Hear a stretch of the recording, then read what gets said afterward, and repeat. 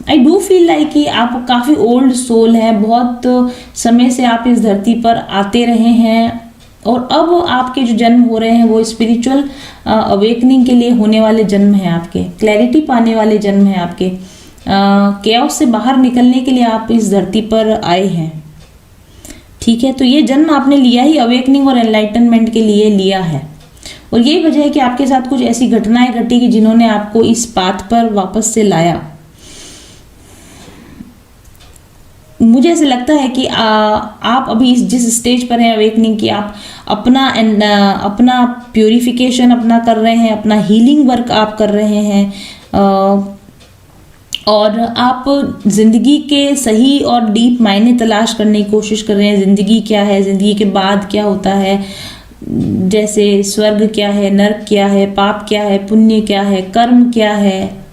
इस तरह के प्रश्नों के जवाब पाने की समझने की कोशिश करें। मे बी आप प्रेयर्स कर रहे हैं, ईश्वर से प्रेयर्स कर रहे हैं, मे बी आप किसी तरह के रिचुअल्स कर रहे हों, पूजा पाठ प्रार्थनाएं, किसी विशेष प्रकार के रिचुअल्स, थेरेपीज।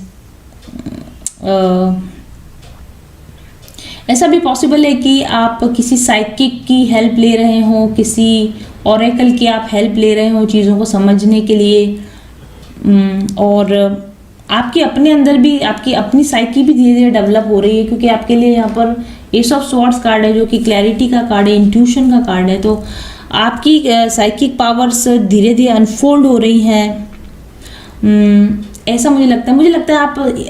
स्पिरिचुअल अवेकनिंग की सेकंड स्टेज पर हैं। वेकिंग अप कॉल के बाद जो हीलिंग की स्टेज आती है, आप उस स्टेज में you are healing your past wounds, your past traumas, you are finding the true meaning of life, true meaning of being a human being, true meaning of what a spirit is, what universe is, how universe works। इस तरह की चीज़ों को आप समझने की deep understanding की आप कोशिश कर रहे हैं। और जैसे जिसको हम बोलते हैं ना कि प्रेजेंट मोमेंट में रहने की कोशिश कर रहे हैं, क्योंकि एस ऑफ स्वॉर्ड्स का कार्ड है जो काफ़ी